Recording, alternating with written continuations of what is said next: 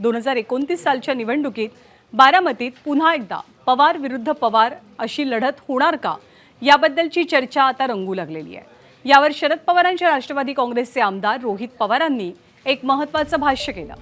राष्ट्रवादीनं म्हणजे अजित पवारांच्या राष्ट्रवादीनं भाजपची साथ सोडली तर पवार विरुद्ध पवार अशी लढत होणार नाही असं रोहित पवार म्हणतात।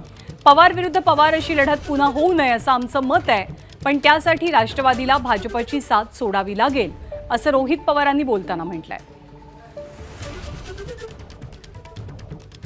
भाजपची साथ अजितदादांच्या पक्षाला सोडली तर आम्ही एकत्रित येऊ शकतो। दादा सुद्धा शेवटच्या टप्प्यामध्ये तुम्ही बघितलं असेल, सामान्य लोकांच्या वतीने लोकांना आज ज्या काही अडचणी येत आहेत त्या मनामध्ये ठेवून भाजपच्या विरोधात बोलत होते। आता हा जो पक्ष आहे अजितदादांचा, तो जो भाजपला चिटकून मांडीला मांडी लावून बसणार असेल तर मग आम्ही एकत्रित कसं येणार, कसं त्या ठिकाणी लढणार। तसंच बारामतीमध्ये सुद्धा उद्या जाऊन जर महायुतीमध्ये तो पक्ष तिथं राहिला आणि त्यांच्याकडनं जर कुठेतरी पवार दिलं आणि इथून सुद्धा जर पवार देण्याचा निर्णय तिथं झाला का फक्त ते महायुती बरोबर, तर पवार विरुद्ध पवार हे होऊ शकतं। आमचं मत आहे ते होऊ नये, मग त्यासाठी त्यांनी भाजपची साथ ही सोडावी लागेल। एबीपी माझा, उघडा डोळे बघा नीट।